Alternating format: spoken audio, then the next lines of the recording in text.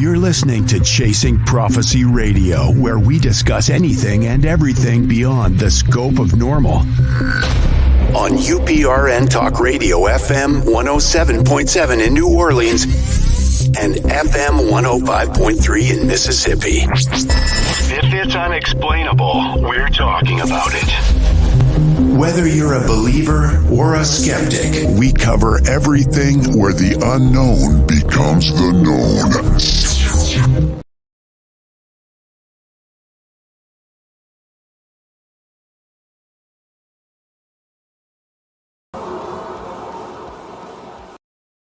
Okay, and they're unedited and really terrifying, narrated by Steve Stockton, and I highly recommend it. Jennifer, you're going to have to mute that. I knew him. I was on their board from 2011 to, 13 or 14, something like that. And he's a straight-laced professional, IBM executive. I've had dinner with him and his wife. They're churchgoers. They go to Bible study together. I find the whole thing out of character. But, being head of security for years, 26 years, I also found that you never know about somebody. And, the strangest things happen. But I tell you a couple of things I heard. When you're in the UFO field, though, you can get set up. There's a lot of people in this field that either committed suicide, that got in trouble with the law. You got to wonder. It really makes you wonder. And somebody said that he had some documents on his computer that he wasn't supposed to have from either the Defense Department or the Secret Space Program, which is not a secret anymore with the Space Force, and that this may not be what it appears to be. So I don't know. That's all I know about it. But I know when it's in the UFO field, this field either attracts strange people, or there's an agency out there that gets you out of the way if you're causing problems, or there's that other side of this field that you don't see, the dark side, that is absolutely drawn to this field. It's in the background. Yeah. Can you share that? Like and some dark side? Well, the demonic forces. It's funny, okay. Just really quick with that. It's really interesting. Well, one thing Jan Harzan's wife said to me 2 or 3 years ago when I was really digging into the demonology, she said that she had been at 2 of the symposiums and actually saw shadow people moving through the aisles among the attendees. She was oh my God. Yeah. And matter of fact, then I looked into that a little. There were other people who said the same thing. Matter of fact, I think it was a symposium just 3 years ago that the people, some 2 of the state directors said they saw shadow people moving through the theater. Here's something really interesting. I joined MUFON in '98. Because I was researching my first book on end time prophecy. And I was looking at these other cultures and stuff, the UFO thing started coming up. So, I started writing that book in '96. So '98, I joined MUFON. '99, I go to my first MUFON symposium over in D.C., Northern Virginia. And I come home, and I have 4 days of demonic infestation, 4 nights, I should say. Now, why would that happen at the first UFO symposium I went to? I'm telling you, there's a connection here between this UFO field and demonology. There is. Yeah, we had the same question. We had the same conversation. I think it was on Facebook about we both have the same ideology on what they are and the angels and demons. Oh, absolutely. There's no doubt in my mind that the abduction side of UFOs are not aliens. It's a repeat of the Nephilim, the fallen angels, the Watchers, actually. There's a difference between the fallen angels and the Watchers. They're not the same. The fallen angels were the ones that sided with Lucifer and revolted.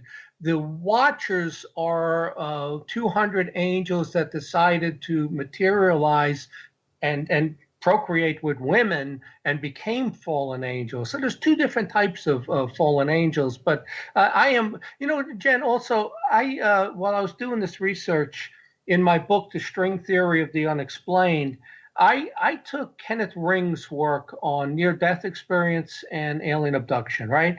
And he says they're two total opposites, and he gives a lot of reasons why.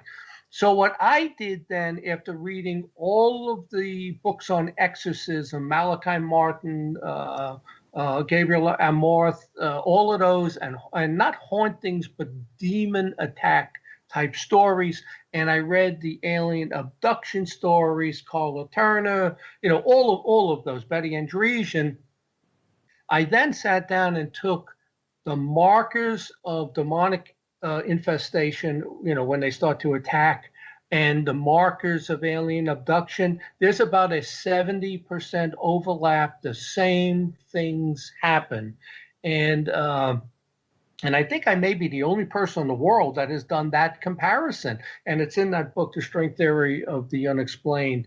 So, and then, I looked at a lot of cases like Carla Turner and Betty Andresian. They absolutely 1000% were describing demonic entities. But, Carla Turner was a doctor, and she must have been an atheist because she never looked at the religious side, didn't call upon God, didn't call on Jesus for help. And she just tried to explain it, thinking it was some sort of an alien thing. But she ended up realizing that, because she wrote a book, Masquerade of Angels, she knew it wasn't angels, and that meant it was demons, but she never said it was demons. She still stuck with the alien thing. And there were a lot of yeah, go ahead. Okay. I've been in the paranormal business for over 30 years, and I have dealt with some demons, but also a lot of the shadow people that you've seen are not all demonic. Yeah. Okay. To me, when someone says, and I'm not knocking you, John. Okay. Yeah. I'm not knocking you. All right. I'm not questioning you or nothing. But my point of view is that not all and everything is demonic. It's usually, in my experience of investigating a lot of clients' houses, it's not so much demonic, but a really, really angry spirit. Yeah. Well, here's something else, Sean. Let me ask your opinion, because I had always bought into, the fact that ghosts were human spirits, and then you had something else that was demons, and you have angels. But I read a book recently, God's Ghostbusters, which was one of the best ones to explain everything paranormal. But one chapter in there by Gary Bates from the Creation Ministries, he said that there are no such thing as ghosts as far as human spirits. And I don't agree with him, but he basically said that anything you encounter that's preternatural, supernatural like that, human. And no. I don't agree with that. But, I'll tell you what, I asked some other people, and they said, oh, yeah, when we were growing up, that's what we were told. There are no ghosts. There are angels and demons, and that's all there is. Yeah, I agree, because that's the way I grew up. That's what was taught to me. But being in the field for so long and being really deep into the paranormal, spirits are human beings. And I don't believe what that guy said. I mean, but I really stopped and thought about that. I said, well, we know that demons trick people by pretending to be relatives. We know they can actually do good things to suck you in and get on you, and get you to invite them in and stuff. So, but who knows? Here's the thing. Nobody really knows what any of the ghost, demon, angel stuff is, interdimensional. Nobody really knows what the aliens are. Who knows? But I don't agree with his assessment, but it made me actually stop and say, wow, if ghosts are not human spirits and every one of those encounters are really a demon messing with you, that's scary. Yeah, I can see that. But, and I mean, for any ordinary Joe or Jane, okay, I can see that point of view. But when you have professionals like us, okay, especially me, in the feeling like, is it demon or non-demon? You know what I mean? But for an ordinary Joe and Jane, yes, I can see how that can happen. And I'll share an experience with you. I had a case a year ago where this one lady, she was in her 50s, no lie, and she was being attacked by a spirit. Now, she thought it was a demon, but it was a spirit. But I couldn't figure out, like, what's going on, you know? So I play Columbo when I go on these investigations. And Hare, come to find out, she played with a Ouija board 25 years ago. Yep. Okay? And you know as well as I know, there's no time out there in spirit realm. Okay? And that spirit waited and waited and waited and found the opportunity time to pounce in and, you know, gave this girl a lot of crap. You gotta want to stay away from those Ouija boards. Oh, you have to. But, you know, I'll tell you something else without turning this totally into the demonic side, though, is that what is the odds that, I've had paranormal activity my whole life, or let's say the major part of it started in Oklahoma in 1990, but every couple of years something really paranormal happened. But then on the 20th anniversary of my divorce, now what is the odds of that?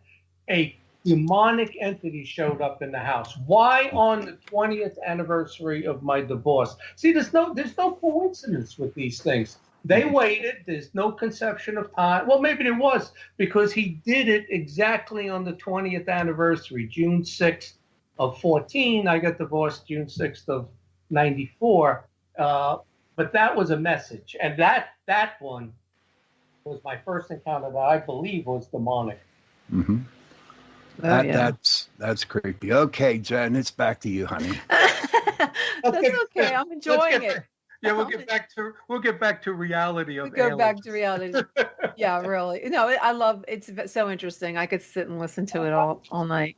But tell us, why did you got involved with MUFON in the first place? I know you mentioned a little bit about it, but did you besides having the demonic things, was there something to get you involved in it? Yeah, well, it was kind of interesting. When I talked to like a lot of the MUFON people, state directors, they all, Stan Gordon. Well, I love this. I loved it. I read every UFO book at 8 years old, 9 years old. I said, well, I got news for you. I didn't have any interest in this until I was like 41 years old. I knew nothing about the UFO field. I knew zero. I was a Comic-Con horror magazine collector, Famous Monsters of Filmland. I was working, traveling all around the country. I wanted to write a novel, disaster novel, either around the millennium or 2012. I decided to do 2012 because it was 96 and I didn't think I could get it done in 4 years.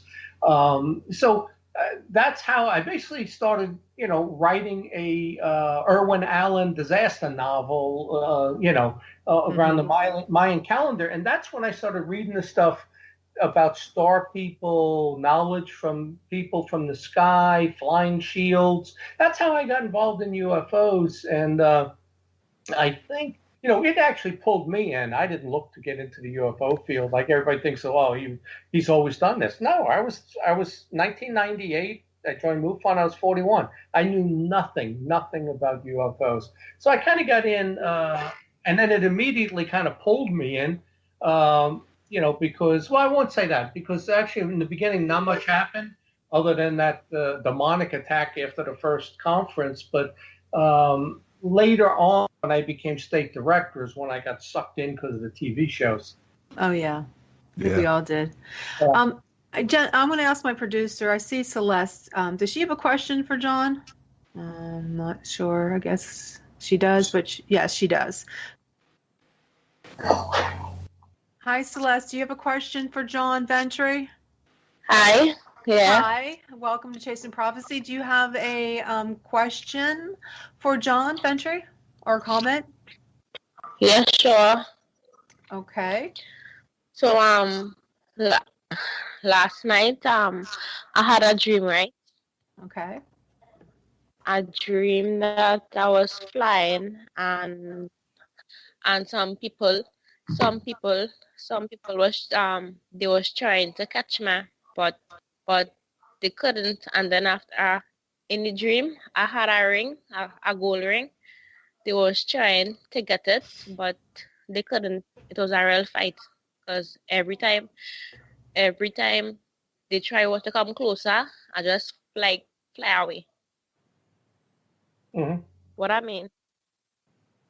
Yeah, well, it's funny. I had two out-of-body experiences exactly 30 years apart.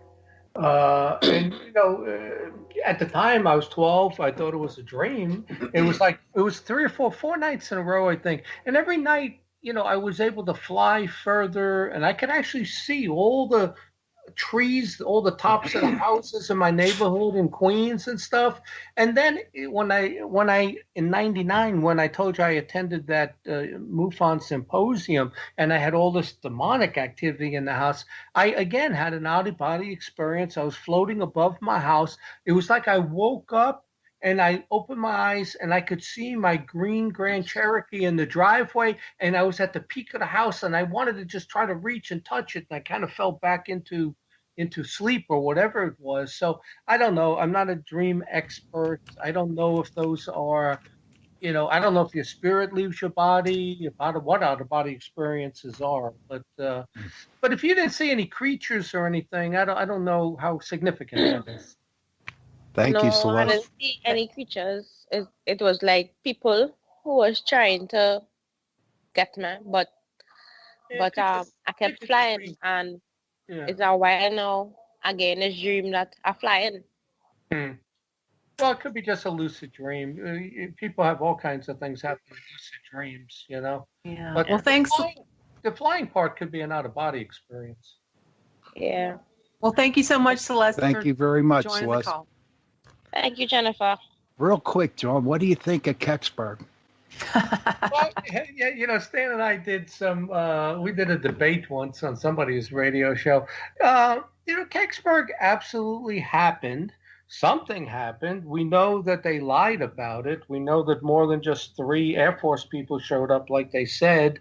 It's funny, in 2015, I hooked up with an engineer, and he pretty much convinced me that Kecksburg was really a military spy satellite, and we were able to explain just about everything from Kecksburg, that it was a GE Mark II spy satellite. But I tell you, one of the things that happened from it was when we wrote our research paper, the Pittsburgh Post-Gazette printed it, and that reporter went and put it on a military website, Stars and Stripes. And a few months later, we were contacted by a guy up in Massachusetts who gave us the name of the Army officer that headed up the investigation in Kecksburg. Now, nobody had ever found anybody from the military that was involved with that.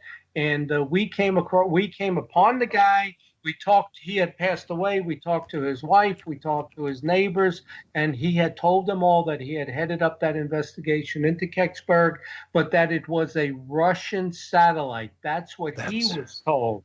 Okay. But I don't believe it was the Russian satellite. I believe it was our satellite, and they couldn't let anybody know because it was used to spy on Russia. So, the good thing is we came up with a witness and a verification that, they lied about it, that there were, 20, 30 people there, military related. And then, even the 4 guys in white outfits, which were really radiation suits, carrying a box into the woods and the blue arcing.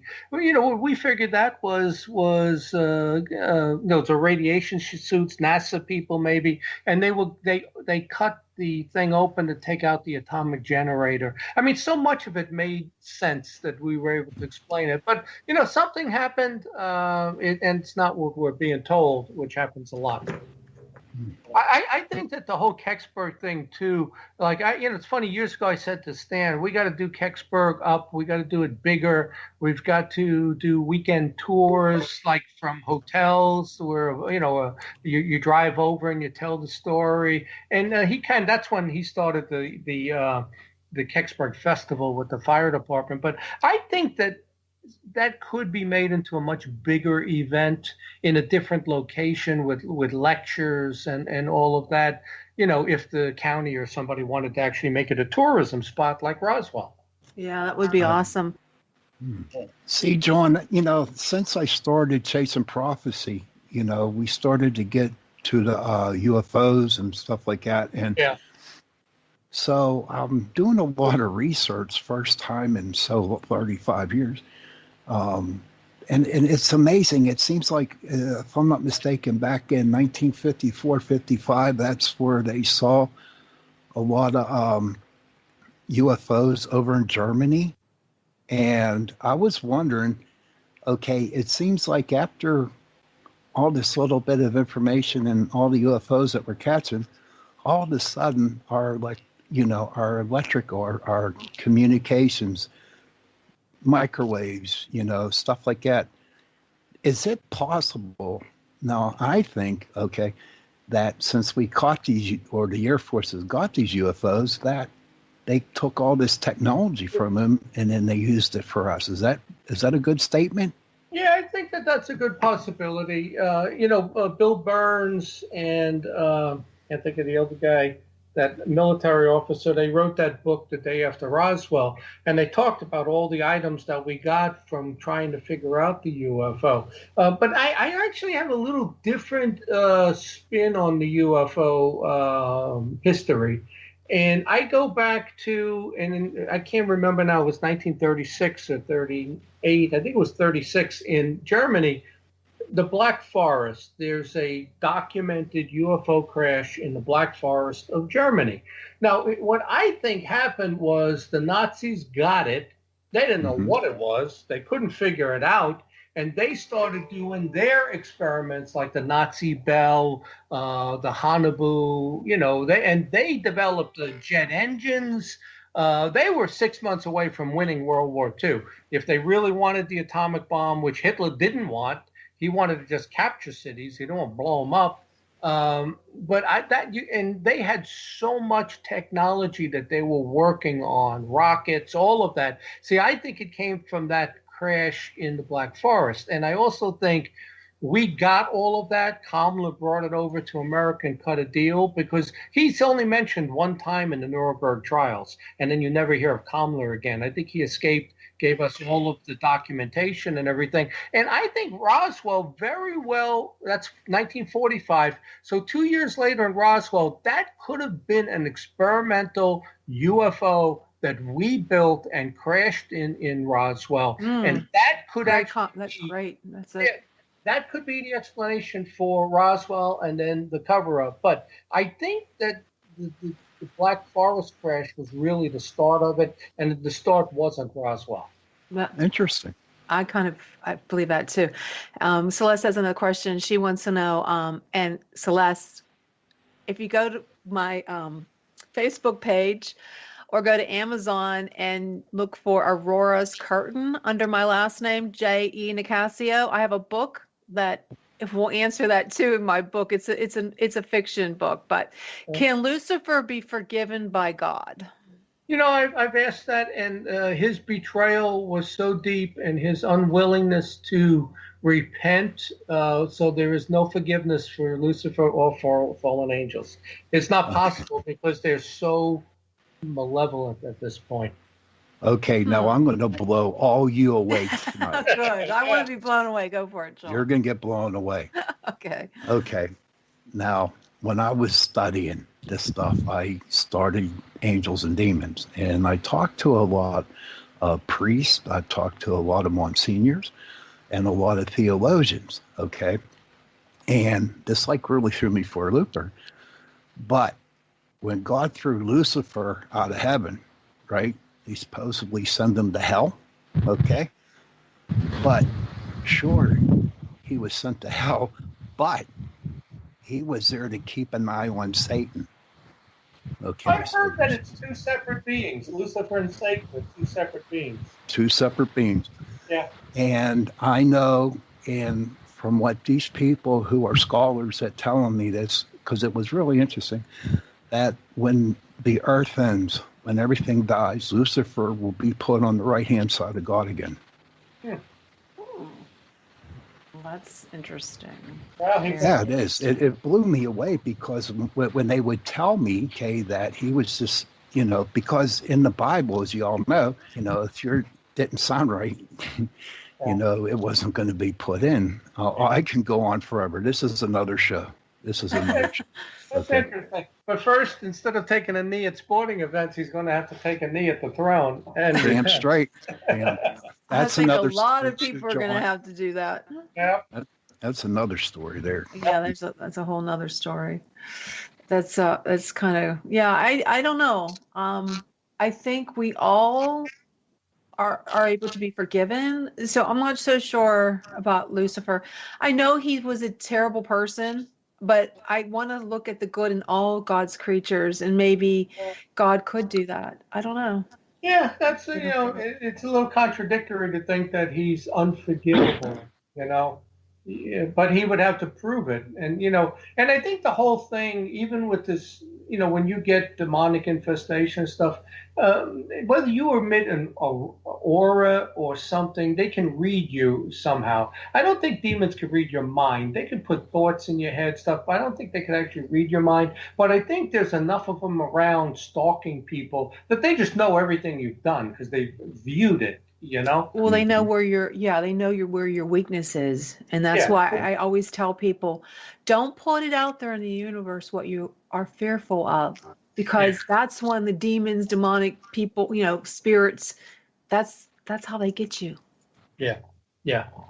And they pick people out for various reasons, and some people think, well, it's only bad people. Like when I started telling people I got something in my house, the first thing they said to me is, what'd you do wrong? I didn't do anything wrong. I didn't do anything wrong. And then you do the research, you find out, well, they already got the bad people pretty much. It's the good people that they're trying to get, So, and there were many people like Padre Pio, St. Teresa, others, John the R's, that these were good people that were attacked because they were good. So, there's a lot of misconceptions. Like they struggle. Most people don't know there's 9 levels of angels and 9 levels of demons. And I tell you what, I'm sitting here talking to you, Jen. The light in my office. Oh my God. I was is just going to tell you, that's weird, John, because my light here, what behind me, and it's not really stormy yet, so that's weird. And something knocked over. At my place. Something. 4 times, Jen. 4 times as I'm telling you this about demons, this light went from 60 watts to 100. 4 times in a row. It just, I'm telling you, that's part of it. You think they're gone. Yeah. John, what are the 9 levels of angels? Can you explain that to me, please? Yeah, there's 9 levels. I have learned so much in this field. It's unbelievable about everything. MUFON, with astronomy, with aircraft, all of that. But there's 9 levels of angels and demons. The top level of angels, there's 3 spheres. The top level are seraphim, cherubim, thrones. And Lucifer was a seraphim. The middle 3 are dominions, virtues, and powers, right? Now, let me first tell you what they do. The seraphim are pure light. The cherubim guard the gates of heaven. The thrones carry out God's orders. The dominions regulate the angels. Virtues perform miracles. God tells them what to do. Powers combat the fallen angels. Then the bottom 3 are principalities, archangels, and angels. Principalities guard against evil. Archangels command God's army, like Michael was an archangel. And angels are basically human guardians. So, but the problem is that you got those same 9 levels of demons. Your seraphim is, and here's the other thing too. I thought that the devil was one person, but there are devils and there are demons. It's multiple. It's not just one person. And if you think about where they say in the Bible that guard us against, what's it called? Powers and principalities, right? Powers and principalities. So It makes me wonder, powers are the 6th level, principalities are 7. So maybe Lucifer didn't take that top 4 levels with him. He was the only high level one. And then the fallen angels were really made up of the bottom 5 levels, and those are his demons, Mm-hmm. Wow. That's pretty interesting. I'm going to have to look it up. into that. 9 levels, and if I've asked priests, and they've said, yeah, there's 9 levels of angels and 9 levels of demons. Basically, the top 3 demonic levels supervise. The middle 3 are stronger demons who do the work, and the second is the bottom 3. But if you get a fallen angel, those are the noises in your house. The fallen archangel is like the jinn. They start the attacks on you to wear you down, the scratching, the biting, the poking. The principalities are the possession. Principalities and powers are the levels that possess people. And I don't think it goes any higher than those 4 levels. And then you have Seraphim, the top level, that is the leader. And that's Lucifer. Well, aren't the archangels? Aren't they the highest, though? I mean, no, like Raphael. No, they're the second lowest. Really? I learned so much in this. Yeah, the archangels are level 8, and angels are level 9, humans are level 10, and elementals of animals and nature is level 11. So yeah, you thought that archangels are the strongest because Michael defeated Lucifer, but he only did it because God gave him his sword and enabled him to do it. Now, see, when I go out and I fight evil things, I got Uriel, Uriel. Yeah, that's my archangel, and he kicks ass. Yeah, Uriel, but they were out there to battle. But they were given additional authority by God, But, there's so much of this whole side of it. I actually find this more interesting than the UFO sides. What is the origin of these demons? And you say, well, they were fallen angels. Well, there's actually 5 different types of theories on it. They're actually from another world or dimension, just evil beings from another planet or dimension. There was a race here prior to Adam that had no souls, and when they died, they became demons. You have the Watchers, which were the 200 angels that mated with women, afterwards, before the Great Flood. Then people say demons can be spirits of evil people. Hitler, Idi Amin, Pol Pot. They can then become demons, and you also have the 1/3 of angels that were fallen angels in the beginning that sided with Lucifer. So there's really 5 explanations to where demons come from, and nobody really knows. Okay, not to, but who had the authority to say all this stuff? What author was it that explained all these?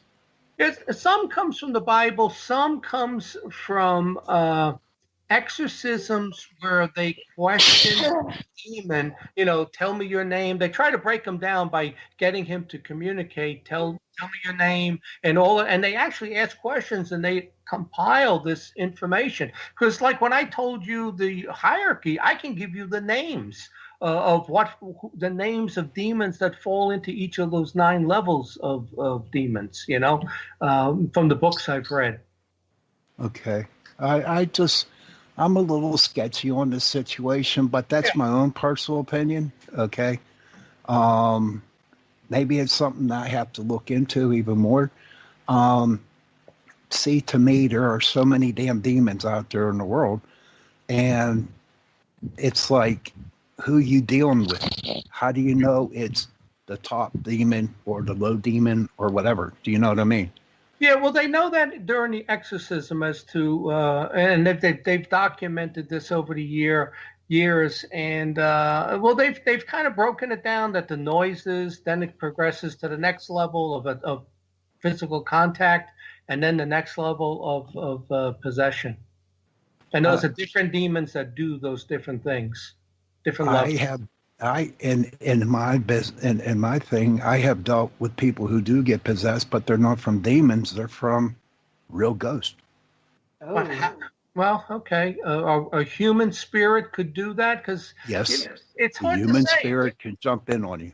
It's hard to say because they say human spirits are not that powerful. They can move yes, they a small item, but then yes, go they back. are. But then You go tell back. them, Sean. Yeah, I know. Well, I'm just saying. Then go back to that original question I raised that there are no ghosts. You either go to heaven or hell, and everything paranormal you deal with is an angel or a demon. If they're that powerful to possess, it's a demon. There are no ghosts. I don't know. I don't know the answer. But it's so it's. I'm just sharing what what I have seen. Now, in order for a spirit to get really strong, they need electricity. Okay. Yeah, I agree.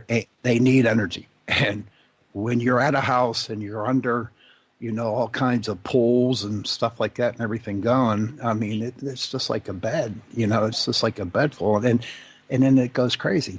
A lot of the houses that are old, the first thing we check on is the electrical boxes, and most of the old houses have that, the old wiring, which sends off a lot of energy, and it actually can mess with your mind and get you sick. So. Well, they definitely draw energy. I could tell you when something happened here in April of, I think that was April 16.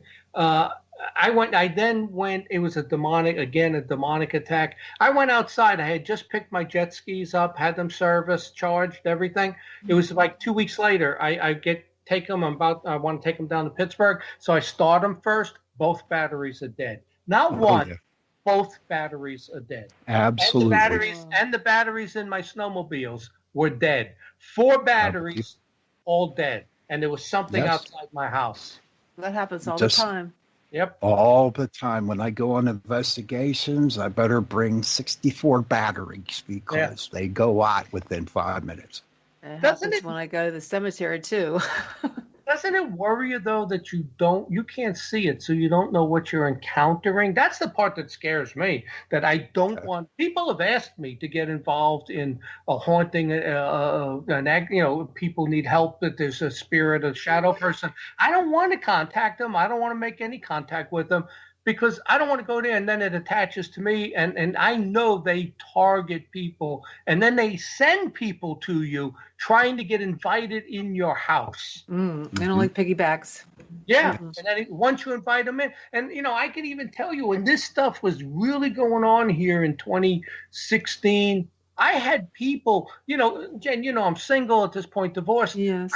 I meet this woman on Match.com. Right? Oh, no. And she goes, I know who you are. I've seen you on television. She goes, let's date. So I meet her in Monroeville, and she says, I'm going to come over your house. Wink, wink. I'm going to stay over your house. Wink, wink. But first, you got to invite my friend over. I said, what? Who's a friend? A ghost. No, he's right. No. Her friend was Olga, the South African exorcist. I said, what? What?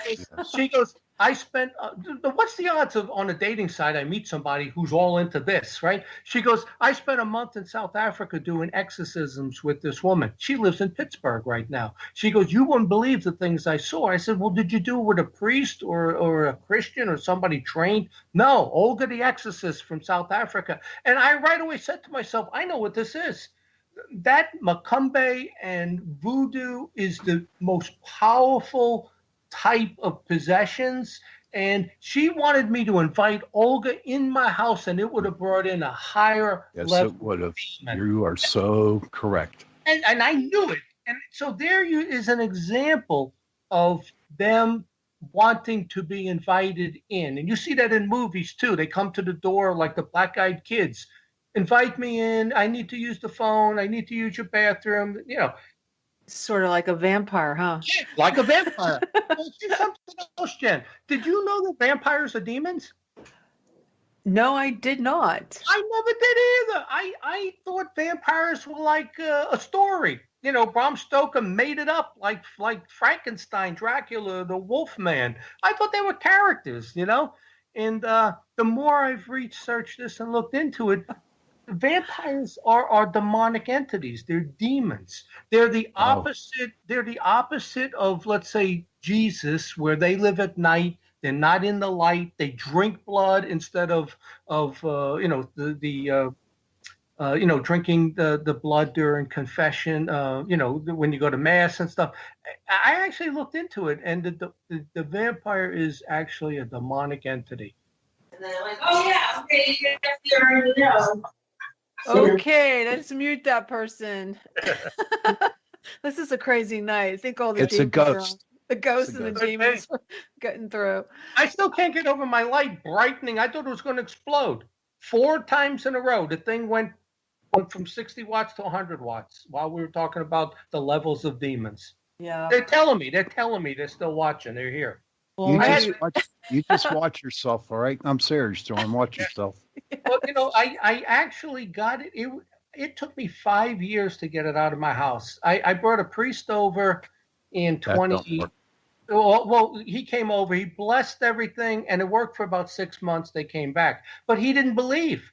I asked him questions. He goes, "Oh, the devil was just written into the Bible to scare people straight." So I knew his power was really weak.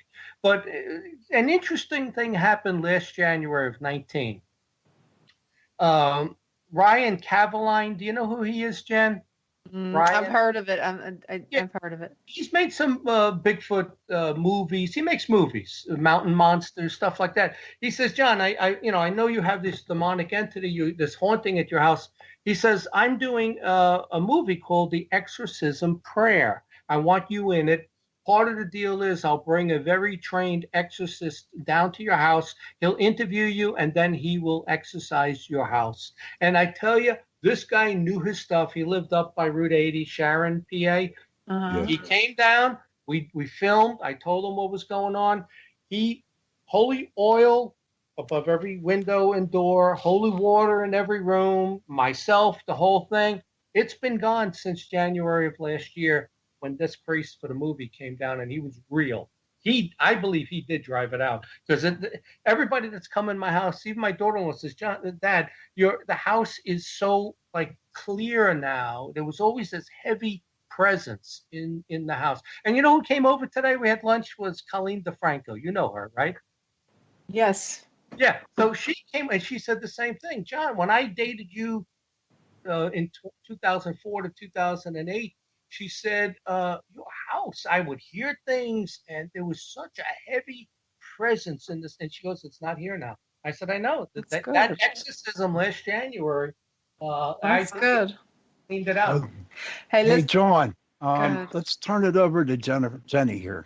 Okay. Yeah, I just wanted to start talking more about the aliens and UFOs. So I want to know, because a lot of our listeners are curious, what were some of your memorable investigations with MUFON?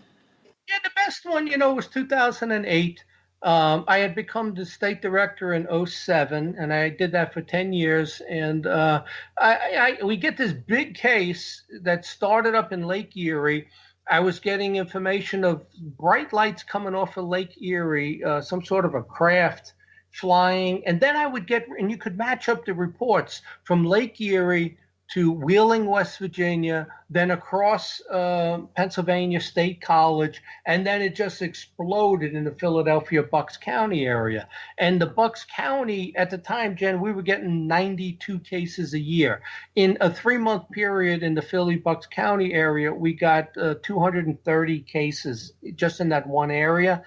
And the 2 best cases were Denise, which I've done on TV, 5 different shows, with the triangular craft dropping these metallic probes into her tree and then sucking them back up. And we took samples of the leaves, and they had high levels of boron on it, not boric acid, which would be a fertilizer.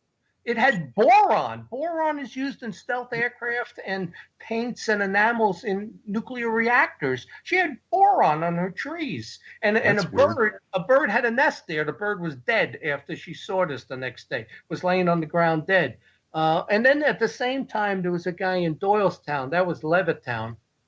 Doylestown, retired contractor. And twice, in both of these instances, the dog barked and woke him up at like 4 a.m. This guy, dog barks, wakes him up. He looks out. He sees a gigantic 6-sided craft just slowly moving across the sky. And the second time he woke his wife up, they went outside, there was a heat lightning storm. And when the lightning went off, he could see it, and it looked like 6 triangular craft docked together, and the lightning would go off, and he could see through the seams. So it would light up, and he could see the 6 craft. And it made a turn to the northeast, and just very slowly. He said, John, it was moving like a balloon at about 30 miles an hour, but he said it was gigantic. It was like 3 acres in size. And the investigator goes to the Philly Tower. He gets cleared. He goes up, and on that same time and day, I think it was May 28th, they had a large object with no transponder come on their radar and veered off to the northeast. So whether that was the space program that Trump just went public with, and I think it may have been, who knows? But that one lined up with radar. I was able to get the radar from the supervisor in the tower, yet the FAA 4 times sent me a letter saying there was no radar. Yet the woman sent me the disc, and we were able to print it. That's crazy. Why do they cover this stuff up? I don't understand. At high levels, they're told to, just make it all go away, debunk it, that type. And it could just be a cover for our military. Even the woman with the triangular craft and the sprinkles, well, the guy saw the triangles too. Years later, I learned about the TR-3B. It completely matched up to a triangular craft with 3 lights on it on the 3 ends. It totally matched up to it. So who knows? That's amazing. So what about the best cases? What about did you ever get to talk to anybody about maybe someone who thought they were abducted? Well, here's the funny thing. I stayed away from the abduction field only because MUFON had people who specialized in that. There was Kathy Martin, and then I brought Doc Medich in. He used to pitch for the Yankees and the Pirates. He was a major league pitcher, but he was, as a doctor, he was an orthopedic surgeon too. I got him involved. I said, he joined. I said, if want to get in this field, you're a doctor, get involved with the abduction. So I stayed away from the abduction stuff until 2014, when Fred Saluga actually said to me, John, look at abductions. He said, it doesn't make any sense. How can it continue to go on for thousands of years? And it's the same thing. When do they have enough genetic material? And right then, like a month later, when I said I'm going to start this research, was that 20th anniversary of my divorce, and something shows up in my house. So there's more than coincidence to that. But mostly talking to other people abducted, I never really got into that because I let the experts in MUFON handle it. Mm-hmm. Interesting. Does Bert have a question? I saw that you were typing. You want to come on in, Bert? If you do, you can unmute yourself. We have a couple minutes left to talk. And going 1, 2, 3. Well, we'll move on then. He'll let me know if he does. I can see him. He keeps looking like he's chatting, and then he stops. So that was okay about the abductions. Is there any cases around here that are interesting? I try to keep up, but I haven't really kept up with MUFON too much lately. Yeah. Well, I retired 3 years ago, and that's when I really got into the demonology and writing some of my books and stuff. So I don't see any of the local stuff because I retired in 2017. So I don't really know, but I was talking to some of the guys just this week, and they said they're getting a lot of cases right now, And, you got Chris Mellon from the Mellon Estate out here in Ligonier. He's involved with that Academy to the Stars and Blink 180, whatever, so, and then they do that TV show. So who knows, but I don't get the cases anymore. Okay. Bert, go ahead and unmute yourself. We're here. Hi, can you guys hear me? Hey, Yes, good Bert. evening. Hi, John. I had a question. I guess you kind of just touched upon it. If you have known if there's any, like an increase of UFO sightings, and I think you had just said that there was an increase lately. And also, since last week's show was about Bigfoot, have you seen any correlation between Bigfoot sightings and UFO sightings? Well, when we do the conferences, and as a matter of fact, Fred is going to talk about this if we get to do the October conference at the Westmoreland Community College. But there is sometimes you see Bigfoot with UFOs. There was the famous case down in Uniontown back in '73 where it was a Bigfoot. The farmer or whatever shot at it, said, "I hit it," and it just disappeared. But he saw a UFO, he saw a Bigfoot, shot the Bigfoot, it disappeared. The UFO left a round circular glowing ring, and the state trooper showed up and said it was like glowing at night. It was like lit up, like a full moon. And one of the people, the investigators, Stan's investigators, like walked into the ring, and he started hallucinating and fell on the ground and started howling. They had to actually grab him and pull him out. But there's a funny thing with the Bigfoots, though. When you shoot them, they kind of disappear. So what is that? I mean, they're interdimensional, or are they demons and shapeshifters that can show as anything? Interdimensional, I think. Interdimensional on that one. Definitely. Yeah. Hey, John, one more question, real quick. Thanks, Bert. Thanks, Bert. One more quick question. I also read that Pennsylvania is like the third top state in the United States with all kinds of UFOs, Bigfoots, cryptids. Why is that? Why Pennsylvania? Yeah, it is. Usually when I was tracking all the stuff, it's anywhere between 3 and 5. It's usually California was number 1, and sometimes Texas or Florida. But there's something about the mountain ranges. This mountain range here, the Laurel Mountains, you get ghostly activity. And then you got all the Civil War deaths and everything else that took place here. But this Pennsylvania is very haunted. Now, is it because of all of the rivers that pass through? There's a connection to water. Seems to be a connection to mountains. I don't know, but this is definitely a haunted area and a cryptid area. I appreciate it, John. Thank you for that answer. Yeah. Well, it was a really good night tonight. I think we can do this again, John, because we can sit here all night and talk to you. You have so much to offer, but we are coming to the bewitching hour. We have a few minutes left. John, tell our audience where they can get in touch with you to get your books or read up on your. Yeah, just go to my website is johnventre.com. Officially, it's johnventre.blogspot.com. And you'll get everything you need right there. The conference is supposed to be October 17th at Westmoreland Community College. Should be a good event if we can do it.